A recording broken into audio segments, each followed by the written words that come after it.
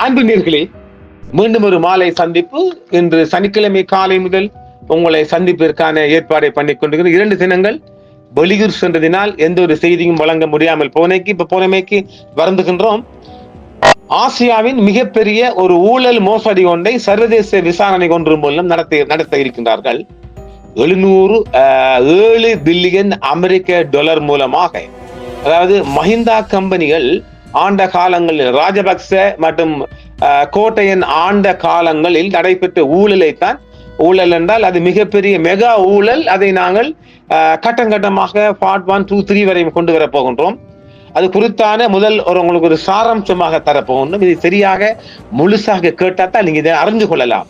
தென்கிழக்கு ஆசியா மற்றும் மத்திய கிழக்கில் உள்ள ஹோட்டல்கள் ஜாயிண்ட் மூலம் ஆஸ்திரேலியா, கனடா மற்றும் UK நாடுகளில் வணிக சொத்துக்கள் எப்படி வைத்திருக்கின்றார்கள், சைப்ரஸ் மற்றும் பிரிட்டிஷ் வேர்ஜின் தீவுகளில் உள்ள பல்வேறு வளங்கள் மூலமாக ராஜபக்ச கம்பெனியின் பதுக்கப்பட்ட பணங்கள் என்ன ஆயிருக்குது, துபாயை தளமாக கொண்ட விமான சேவை வழங்குநர்கள் மற்றும் கப்பல் குத்தகை நிறுவனங்கள் மூலமான பங்குகள், சொத்துக்கள், தேங்கி கிடக்கும் ஊழல்கள் சம்பந்தமான விடயங்களைத்தான் நாங்கள் உங்களுக்கு அரங்கேற்ற போகின்றோம்.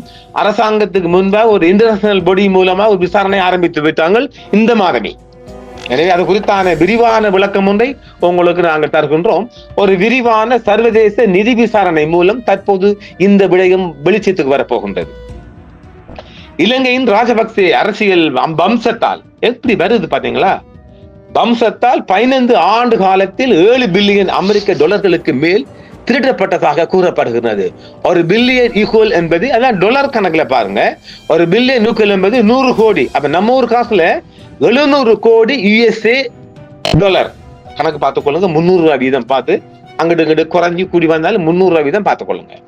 இந்த தொகை இலங்கையின் வருடாந்திர மொத்த உள்நாட்டு உற்பத்தியில் கிட்டத்தட்ட கால் பங்குக்கு மேல் 2005 முதல் 2015 ஆண்டு வரையிலும், மீண்டும் 2019 ஆண்டு முதல் 2022 ஆண்டாம் நடுப்பகுதியிலும் அப்போதைய ஜனாதிபதி கோட்டபய ராஜபக்ச வெகுஜன எழுச்சியின் மக்கள் போராட்டத்தின் மூலம் நாட்டை விட்டு வெளியேறும் வரையிலும் 2 தனித்தனி ராஜபக்ச தலைமையிலான ரெஜிமெண்ட்ஸ் அரசாங்கங்களின் பொது நிதி, வெளிநாட்டு முதலீட்டு வரவுகள் மற்றும் கொள்முதல் ஒப்பந்தங்களிலிருந்து பெறப்பட்டதாக கூறப்படுகிறது. ஆக 2005 முதல் 2015 வரை 10 ஆண்டு காலத்திலும் 2019, 2022 நடுப்ப 2.5 ஆண்டு, அப்ப கிட்டத்தட்ட 12 ஆண்டு கால ஆட்சி நடைபெற்ற ஊழல் தான் இப்போது சர்வதேச பொடி மூலம் அரங்கேற போகின்றது. அப்ப இடையில மைத்திரிபால சிறிசேன மற்றும் ரணில் கம்பெனி ஒரு ஆட்சி வந்துச்சு இல்லையா, 5 ஆண்டு. அது ஒரு நல்லாட்சி என்று சொல்லப்படால் கர்மாட்சி. ரணில் கை ஓங்கி, ரணில் எதையுமே மைத்திரியை செய்ய விடாமல் தடுத்து கொண்டு அவர் மிகப்பெரிய ஒரு மெகா ஊழலுக்கு செய்தார். என்ன ஊழல்? சென்ட்ரல் பேங்க் ஊழல். அர்ஜுன் மகேந்திரன் சிங்கப்பூர் பிரஜை, அதை பத்தி நாம நிறைய சொல்லியிருக்கோம் இல்ல. அந்த ஊழலும் இதுக்குள்ள வரல, தனியாக பார்ப்போம். நாம கொள்ளையடிக்கப்பட்ட நிதி, உள்நாட்டு போரின் போது ஊதி பெருக்கப்பட்ட இராணுவ கொள்முதல்கள், கேள்விக்குரிய சாலை கட்டுமான ரெண்டர்கள், அரசாங்க சுகாதார விநியோக சங்கிலிகள், மகனேகுமே கிராமப்புற உள்கட்டமைப்பு திட்டம் மற்றும் அரசியல் ரீதியாக இணைக்கப்பட்ட அமைச்சகங்கள் மூலம் கடத்தப்பட்டதாக கூறப்படுகிறது. அப்ப ஆக ஒரு நேரடி கனெக்ஷன் இல்லாம இந்த 10% கமிஷனிய அண்டங்காக்கா பசில் ராஜபக்ச அவர் மூலமா தான் மிக அதிகமான ஊழல்கள் அரங்கேறிச்சு, எல்லாம் பங்காளிகளாக. ஆனால் இலங்கையின் ஒரு காலத்தில் பெருமை மிகுந்த விமான நிறுவனமான ஸ்ரீலங்கன் ஏர்லைன்ஸ், எமிரேட்ஸ் ஒரு கூட்டு அமைப்பாக கூட்டாண்மையில் இருந்து சர்ச்சைக்குரிய முறையில் விலகிய பிறகு பண மோசடி செய்ததாக எழுந்த குற்றச்சாட்டுகள் மிகவும் தொந்தரவாக இருக்கலாம். இந்த நடவடிக்கை தேசிய மூலோபாயத்தை விட தனிப்பட்ட மற்றும் அரசியல் நலன்களால் அதிகம் தூண்டப்பட்டதாக விமர்சகர்கள் கூறுகின்றனர். வெளிநாட்டு ரியல் எஸ்டேட், கப்பல் நிறுவனங்கள் மற்றும் வாகன இறக்குமதிகள், நிதி பாதை பகுப்பாய்வு, 7 பில்லியன் டாலர்களில் கணிசமான பகுதிகள் சுற்றுலா முயற்சிகள், டூரிசத்தில் அடிச்சிருக்கார்கள், மற்றும் கப்பல் மற்றும் தளவாட நிறுவனங்கள், 18 நாடுகளில் உள்ள உயர்நிலை ரியல் எஸ்டேட்ஸ் இலாகாக்கள் மற்றும் வாகன இறக்குமதி மற்றும் தோட்ட விவசாயத்தில் நிபுணத்துவம் பெற்ற செல் நிறுவனங்களின் தொகுப்பில் மோசடி செய்யப்பட்டதாக காட்டப்படுகிறது. அத்தகைய ஒரு நிறுவனம் இலங்கையில் உள்ள ஒரு முக்கிய குத்தகை நிறுவனத்தின் போர்வையில் செயல்படுகிறது. இது பிரவுன் என்று கிசுகிசுக்கப்படுகிறது. இது நிறத்தை குறிக்கவில்லை, ஆனால் சட்டவிரோத செல்வத்தை வைப்பதற்கு பயன்படுத்தப்படும் ஒரு சிக்கலான முதலீட்டு கட்டமைப்பை குறிக்கிறது. ராஜபக்சே குடும்பம் இலங்கை கருவூலத்தில் இருந்து $7 பில்லியன் மேல் தேடி இருக்கின்றது. சுமார் $7 பில்லியன் என்பது அவங்களோட 12.5 ஆண்டு ஆட்சி காலம் என்றும் சொல்லப்படுகின்றது. இலங்கையின் வருடாந்திர மொத்த உள்நாட்டு உற்பத்தியில் கிட்டத்தட்ட கால் பங்கு இருக்கு. அதாவது ஒரு இலங்கையே வறிய நாடு, அதுல மொத்த வருமானத்தின் 4 பங்கிற்கு சமமான இந்த தொகை பொது நிதி, வெளிநாட்டு முதலீட்டு வரவுகள் மற்றும் கொள்முதல் பரிவர்த்தனைகளில் இருந்து பெறப்பட்டதாக கூறப்படுகிறது. இந்த திருட்டுக்கள் கிட்டத்தட்ட 12.5 ஆண்டு கால இவனுள்ள கொடிய ஆட்சியின் மூலம் இந்த நாட்டை சூறையாடப்பட்டிருக்கு என்று நான் சொல்லவில்லை.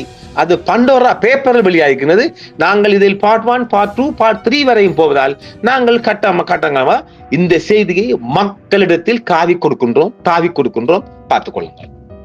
நிதி குற்றங்கள் பற்றிய அறிவுள்ள ஆய்வாளர்கள் கூறுகையில், உள்நாட்டு போரின் போது பெருமளவில் ராணுவ கொள்முதல்கள், சந்தேகத்துக்குரிய சாலை கட்டுமான டெண்டர்கள், அரசாங்கத்தின் சுகாதார விநியோக சங்கிலி மகா நெகுமே, அதாவது நீங்க மைந்தண்ட ஆட்சியில நெகுமே என்ற 2 திட்டம் போய் சரியான புலவுல வந்தா பார்த்துக்கொள்ளுங்க. மகனுக்குமே என்ன 2 சொன்னோம்னா அத்தனையும் பஸ்ஸில் நேரடி கட்டுப்பாட்டில் அண்ணங்காக்கா காக்கா அந்த காக்காட 10% கமிஷனுக்குலாம் எல்லாம் நடந்துச்சு. வடகிழக்குல நிறைய பேர் அதன் உழைத்த பங்காளிகள் இப்ப வாராங்களே பெரிய வெள்ளையும் சுலைமா உடுத்துக்கிட்டு இந்த ஆட்சிக்கு எதிராக அத்தனை பேரும் யாவரம் செஞ்சு கோட்டையனையும் மைந்தனையும் ஆட்சிக்கு வர வேண்டும் என்று காவடி தூக்கியவர்கள் இப்போது என்ன குறுக்கல் மடத்தை தூக்கிட்டு வராங்க. உங்களுக்கும் குறுக்கல் மடக்கு என்னடா சம்பந்தம்? கொழும்புல இருந்துகிட்டு வியாபாரம் பண்ண நீங்க வெள்ளையும் சுலைமா வந்துகிட்டு குறுக்கல் மடத்தை இப்ப கேள்வி கேட்கறீங்க. குறுக்கல் மடத்தை ஜேவிபி செய்ய சொல்லிச்சா? ஜேவிபி செஞ்சிச்சா? இல்லையே. இப்ப நீங்க காவடி தூக்கிட்டு வர்றீங்க. தமிழனுக்கு எது அடைய போறாங்கண்டு உங்களுக்கு உச்சா வரும் அளவுக்கு தீர்ப்பு வர போகுது வடகிழக்குல. எல்லோரும் குறித்து வைத்துக் கொள்ளுங்கள். வடகிழக்கில் தமிழர்கள் விரும்புகின்ற தீர்வொன்றை நோக்கி தமிழீழம் போய் கொண்டிருக்கின்றது. இது யாருக்கும் புரியுதில்லை. மிக விரைவில் கனடா மூலம் அரங்கேற போடுகின்றது. அதை நாங்கள் தனியாக தருகின்றோம். இப்பொழுது இந்த பார்ட் 1, பார்ட் 2, 3 மூலம் இந்த நாட்டை சூறையாடிய சூதாட்டக்காரர்களை நாங்கள் வெளிக்கொண்டு வருகின்றோம். மேலும் எமிரேட்ஸ் நிறுவனம் விலகிய பின்பு இலங்கையின் தேசிய விமான நிறுவனமான ஸ்ரீலங்கன் ஏர்லைன்ஸ் மூலம் பண மோசடி குற்றச்சாட்டுகள் சுமத்தப்பட்டன. எமிரேட்ஸ் நிறுவனத்தை நீக்குவதற்கான நடவடிக்கை ஒரு தேசிய உத்தியை விட தனிப்பட்ட மற்றும் அரசியல் நலன்களால் இயக்கப்படும் பண மோசடி நடவடிக்கை என்று புலனாய்வாளர்கள் கூறுகின்றனர். வெளிநாட்டு ரியல் எஸ்டேட், கப்பல் நிறுவனங்கள் மற்றும் வாகன இறக்குமதிகள், ராஜபக்சேகளின் நிதி பரிவர்த்தனைகள் குறித்த விசாரணையில் இந்த $7 பில்லியன் பற்றி சொல்லப்படுகின்றது. 18 நாடுகளில் 1-2 அல்ல, எல்லாம் இப்ப சொன்ன போனா எங்கடாண்டு அரசாங்கத்தை கேட்கறீங்க. அதெல்லாம் நாங்கெல்லாம் சொல்றோமே, ஆமை வேகத்தில் நடவடிக்கை நகர்ந்து கொண்டிருக்கின்றது. ஆமை வேகத்தில் அரசின் நடவடிக்கைகள் நகர்ந்து கொண்டிருக்கின்றது. 18 நாடுகளில் உள்ள உயர்நிலை ரியல் எஸ்டேட் நிறுவனங்கள் மற்றும் வாகன இறக்குமதி மற்றும் தோட்ட விவசாயம் ஆகியவற்றில் நிபுணத்துவம் பெற்ற தொடர்ச்சியான போலி நிறுவனங்கள் மூலம் மோசடி செய்யப்பட்டதாக காட்டப்படுகிறது. இலங்கையின் ஒரு முன்னணி குத்தகை நிறுவனத்தின் போர்வையில் இது போன்ற ஒரு நிறுவனம் செயல்பட்டு வருவதாக வட்டாரங்கள் தெரிவிக்கின்றன. அதுவும் வெளிவரப் போகின்றது. பழுப்பு என்று அடையாளம் காட்டப்பட்டுள்ளது அந்த நிறுவனத்தை. இது நிறத்துடன் தொடர்புடையது அல்ல, மாறாக மஹிந்த அண்ட் கம்பெனியின் மஹிந்த ரெஜிமெண்டின் சட்டவிரோத செல்வத்தை தடுக்க பயன்படுத்தப்படும் ஒரு சிக்கலான முதலீட்டு கட்டமைப்பை சேர்ந்தது. இலங்கையின் மத்திய வங்கியின் முன்னாள் ஒரு மூத்த அதிகாரி தன்னுடைய பெயரை விரும்பி சொல்ல விரும்பாத ராஜபக்சே காலத்தில் நிதி ஓட்டங்களை உள்நாட்டு மற்றும் எல்லை தாண்டிய பண மோசடியின் ஒரு ஒழுங்கமைக்கப்பட்ட அமைப்பு, இதில் முறையான அளவில் அரசியல் ரீதியாக அனுமதிக்கப்பட்ட ஊழல் அடங்கும் என்று விவரித்தார். இந்த நிதிகள் வெறுமனே திருடப்பட்டவை அல்ல, அவை பல்வேறு துறைகளுக்கு தீவிரமாக செயல்படுத்தப்படுவதால் அரசியல் விருப்பம் மற்றும் உலகளாவிய ஒழுங்கிணைப்பு இல்லாமல் மீட்சி சாத்தியமற்றது என்றும் சொல்லப்படுகின்றது. கவர் நிறுவனங்கள் மற்றும் அமைதியான கூட்டமைப்புகளின் பலமைப்பு சொல்லப்படுகின்றது. லண்டன், ஜெனீவா மற்றும் துபாயை தளமாக கொண்ட தடவியல் தணிக்கையாளர்கள், பண மோசடி தடுப்பு நிபுணர்கள் மற்றும் சட்ட ஆலோசகர்களை கொண்ட பல அதிகார வரம்புகளை கொண்ட பணிக்குழுவின் ஆரம்ப கண்டுபிடிப்புகள் ராஜபக்ச குடும்ப நிதி பிரதிநிதிகளுடன் இணைக்கப்பட்ட வெளிநாட்டு அறக்கட்டளை மற்றும் பரிந்துரைக்கப்பட்ட கணக்குகளின் விரிவான நிதி வலையமைப்பை வெளிப்படுத்தி உள்ளன கண்டுபிடிக்கப்பட்டதாக. தென்கிழக்கு ஆசியா மற்றும் மத்திய கிழக்கில் உள்ள ஹோட்டல்கள் மூலம் ஒரு பங்காகவும், ஆஸ்திரேலியா, கனடா மற்றும் பிரித்தானியா நாடுகளில் வணிக சொத்துக்களை வைத்திருக்கும் காப்பீட்டு செய்யப்பட்ட நிறுவனங்கள் மூலமாகவும், சைப்ரஸ் மற்றும் பிரிட்டிஷ் வெர்ஜின் தீவுகளில் உள்ள பல்வேறு வளங்கள் மூலமாகவும், துபாயை தளமாக கொண்ட விமான சேவை வழங்குனர்கள் மற்றும் கப்பல் குத்தகை நிறுவனங்களிலிருந்து வெளிப்படாத பங்குகளாக இந்த சொத்துக்கள் அடங்கும். பாத்தீங்களா, இவ்வளவு எல்லா வகையான கிட்டத்தட்ட உகண்டாவில இடியமீன் போன்றுதானே இந்த ஆட்சியில செஞ்சிருக்கார்கள். யாருக்கும் சொல்ல பயம், சொன்னதானே தூக்கி போட்டு டயர் போட்டு எரிக்கிறான். மேலும் சீனி இறக்குமதி, தனியார் குத்தகை வங்கி மற்றும் வேளாண்மை வணிகம் தொடர்பான வணிகங்கள் இப்போது ராஜபக்ச நலங்களுடன் தொடர்புடைய மூலதனமாக கையகப்படுத்தப்பட்டுள்ளதாகவும் அது சொல்லப்படுகின்றது.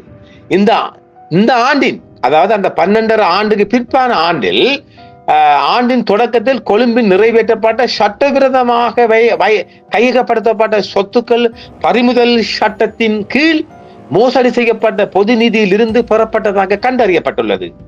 அப்படி கண்டறியப்பட்ட எந்த ஒரு நபருக்கோ அல்லது நிறுவனத்துக்கோ சொந்தமான சொத்துக்களை கைப்பற்றி மீட்டெடுக்க குற்றவியல் நடவடிக்கை தொடங்கப்படலாம் என்று அப்போது ஜாதகம் சொல்லப்பட்டாலும், இப்போது அந்த தனிப்பட்ட நபர்களுக்கான ஊழலுக்காக ஒவ்வொரு நீதிமன்றங்கள் மூலம் இந்த அரசாங்கம் செய்து வருகின்றது.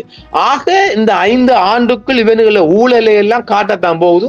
அது அரசாங்கம் அப்படி போனாலும் சட்டம் தன் கடமையை செய்யும், சட்டத்தின் முன் தண்டிக்கப்படுவார்கள். எல்லோரையும் போன்று ராஜபக்ச கைது, மஹிந்தன் கைது, நாமல் கைது என்று நமக்கு அடிச்சுடையலாது. உள்ளபடி மட்டும்தான் சொல்லலாம். இதன் பிற்பாடுதான் நீங்கள் அரஸ்ட் எல்லாம் பார்க்கலாம் ஒழிய அந்த வருகுது எந்தனா நீங்க ஊதி பெருசாகிறீங்க, நாமல் ராஜபக்ச கைது, மஹிந்தன் கைது, ரணில் கைது, என்னடா இப்படி எல்லாம் அடிக்கிறீங்க? இத மக்கள் நீங்க பாக்குறீங்களே. சரி, புதிய சட்டம் மற்றும் சொத்துக்களை மீட்பதற்கான உலகளாவிய முயற்சிகளும் செய்யப்பட்டு வருகிறது. அரசாங்கம் அதுக்கு ஜோயினை கொடுத்தது. இலங்கையில் புதிதாக நியமிக்கப்பட்ட சொத்து மீட்பு ஆணையம், ஐக்கிய நாடுகளின் போதைப் பொருள் மற்றும் குற்றம் தொடர்பான அலுவலகம் மற்றும் இன்டர்போலின் நிதி குற்றப்பிரிவு ஆகியவற்றின் ஆதரவுடன் சீட் பரிவர்த்தனை தரவு வெளிநாட்டு நாணய மாற்று அதெல்லாம் கொண்டு வந்துட்டு மிக விரைவில் அது நடக்கும். நிறுவன ஆவணங்கள், அதாவது சீட் பரிவர்த்தனை தரவு நிறுவன ஆவணங்கள் மற்றும் எல்லை தாண்டிய நிதி பரிமாற்றங்கள் மூலம் சட்டவிரோத நிதி ஓட்டங்களை கண்காணிக்க தொடங்கியுள்ளது. இந்த லீக் ஆயிட்டு எல்லாம் பண்டோரா பேப்பர் மூலம் வந்த பிற்பாடு இந்த அரசாங்கம் அதை பண்டோரா பேப்பரின் கையில் எடுக்கின்றது. நாங்க பண்டோரா பத்தி பின்னர் தருகின்றோம். ராஜபக்ச உறவினர்கள் மற்றும் அவர்களது வணிக கூட்டாளிகளுடன் தொடர்புடைய வெளிநாட்டு சொத்துக்களை விசாரிப்பதற்கான ஒரு வரைபடத்தை இந்த பைனான்சியல் டைம்ஸ் வெளியிட்ட ஒரு ரகசிய அறிக்கையும் அது கோடிட்டு காட்டுகின்றது. இந்த நிதிக்குழுவினரா வழக்கு பதிவு செய்வது மட்டுமல்ல, திருடப்பட்ட சொத்துக்களை மீண்டும் கொண்டு வருவதும் எங்கள் யோசனை என்று சொத்து மீட்பு ஆணையத்துக்கு நெருக்கமான ஒரு அதிகாரி கூறுகின்றார். இலங்கையின் வரி செலுத்துவோருக்கு அவர்களின் பணம் திரும்ப தேவை. வெளிநாட்டு அதிகார வரம்புகளின் தீவிர ஒத்துழைப்பு இல்லாமல் அது செய்ய முடியாத ஒன்று.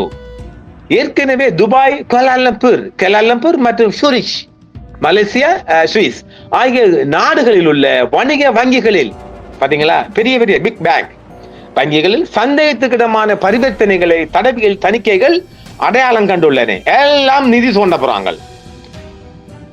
அவற்றில் பல நைஜீரியா மற்றும் மலேசியாவில் முந்தைய கிளப்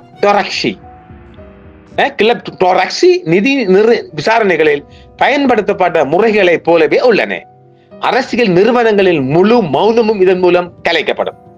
ஒரு மௌனமும் இந்த தடை மூலம் நீக்கப்படும். இருப்பினும் திருடப்பட்ட சொத்துக்களை மீட்பதற்கான முயற்சிகள் குறிப்பிடத்தக்க உள்ளூர் எதிர்ப்பை எதிர்கொள்கின்றன. இலங்கையின் அதிகாரத்துவம் மற்றும் நிதித்துறையில் மூத்த நபர்கள், அவர்கள் சிலர் இன்னும் ராஜபக்சவின் அடியாட்களாக செயல்படுகின்றார்கள். அவர்கள் விசாரணைக்கு இடையூறு விளைவித்ததாகவும் ஆதாரங்கள் அளித்ததாகவும் கூறப்படுகிறது. இந்த இடத்தில் நாங்கள் இன்னொரு விடயத்தை செய்ய போறோம். புதிய கௌரவ நீதிபதி ஒருவர் நியமிக்கப்பட்டிருக்கின்றாங்க இல்லையா, அது மிகப்பெரிய ஒரு விஷயம் கொண்டு வரப்போகுது. இதையும் கொள்ளுங்க. சீஃப் ஜஸ்டிஸ் அரசாங்கம் விரும்பி அவர்களை கொண்டு வந்திருக்கின்றார்கள். கௌரவ பெரும் மதிப்புக்குரிய பிரதம நீதிபதி அவர்கள் நீதித்துறையிலிருந்து எல்லா விடயங்களும் உடனடியாக பெண்டிங் போகாமல் எல்லாம் செய்யப்பட வேண்டும் என்று அரசாங்கம் கூறியிருக்கணுங்க. நீதி இலங்கையில ஒரு நீதி நாம் நினைத்து பார்க்காத அளவுக்கும் நடைமுறைப்படுத்த போகின்றது. அதற்காகத்தான் அலசி ஆராய்ந்து 10 தினங்களாக ஒரு உளவு தகவல் தருகின்றோம். 10 தினங்களாக இந்த சிஜே நியமனத்தில், இந்த பிரதம நீதியரசர் நியமனத்தில் அதுல அந்த லிஸ்ட்ல உள்ள எல்லோரையும் ஆராய்ந்து அவங்களோட பேக்ரவுண்ட், அவங்க எப்படிப்பட்டவங்க, அவங்க எதுக்கு அகைந்து கொடுப்பாங்க, நீதியை நிலைநாட்டுவாங்களா என்று போன்று ஆராயப்பட்டிருக்கின்றது.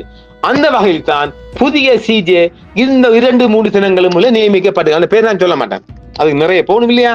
எனவே ஒரு அரசாங்கம் நீதிபதி மூலமாகவும் நீதிமன்றங்கள் மூலமாகவும் மிகப்பெரிய விடயங்களை நாட்டுக்குள் அரங்கேற்ற போகின்றது. இதுதான் இஷ்யூ செய்தி. சரி, 15 ஆயிட்டு இல்லையா? அப்ப நாங்க அடுத்த தொடர்புக்குள்ள போவோமா? இதை நான் இத்துடன் முடிக்கின்றேன். மீண்டும் பார்ட் 2 இன்று மாலையை சந்திப்போம். நன்றி நேர்களே. என்றும் உங்களுடன் சன்ரைஸ் இந்தியா டிவி. சப்ஸ்கிரைப் பண்ணுங்கள், பெல் பட்டனையும் கிளிக் செய்யுங்கள். உங்கள் ஆதரவே எங்கள் சேவை. ஆதரவு தாருங்கள், அரவணைப்போம். மறக்காம சர்ப்ரைஸ் பண்ணுங்க. தேங்க்யூ.